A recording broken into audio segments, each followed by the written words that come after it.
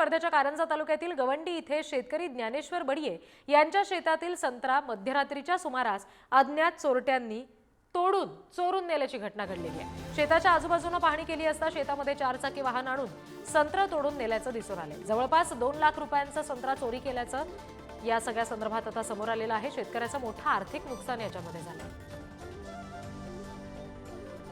बगीच्यामध्ये फिरायला गेलो तर माझ्या शेतातले बगीच्याचे संत्र चोरट्यांना चोरून नेले। 2-2.5 टन चोरीला गेला, 2 लाख रुपयाचा। मग लोकांना फोन लावले, बोलवले, त्याले पाटलाले बोलवले। त्या कारणाने मग रिपोर्ट करायला गेलो कारंजाला। ते आता पाहणी करता आले आहे। या सगळ्या संदर्भात आणखी तपशील घेऊया। प्रतिनिधी पंकज गादगे आपल्याशी जोडले गेलेत। पंकज, पोलिसांनी या सगळ्याची आता कशी दखल घेतलेली आहे? आरोपीचा शोध घेण्यासंदर्भात काही खुलासा त्यांनी केलाय का?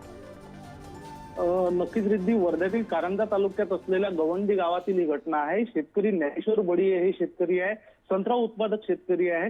संत्र्याची बाग ऐन आलेली होती आणि याच वेळेला शेतकरी हा काही काळासाठी घरी जेवणासाठी आले। रात्री 10 वाजताच्या सुमारास ते जेवणासाठी आले आणि 1:30 वाजता पुन्हा शेतात परतले, परंतु तोपर्यंत 4 चाकी वाहनाने चोरट्यांनी शेतामध्ये प्रवेश करत संत्रा चोरून नेलेला आहे। जवळपास 2 लाख रुपयाचा संत्रा चोरून नेलेल्याची माहिती शेतकऱ्यांनी दिली आहे आणि त्यामुळे शेतकरी कुठेतरी आर्थिक संकटात सापडलेला आहे। कारंजा पोलिसात तक्रार दाखल करण्यात आली। कारंजा पोलिसांनी घटनेची दखल घेतली आहे, शोध सुरू आहे, परंतु अजूनही कारंजा पोलिसांना चोरटे गवसलेले नाही आहे।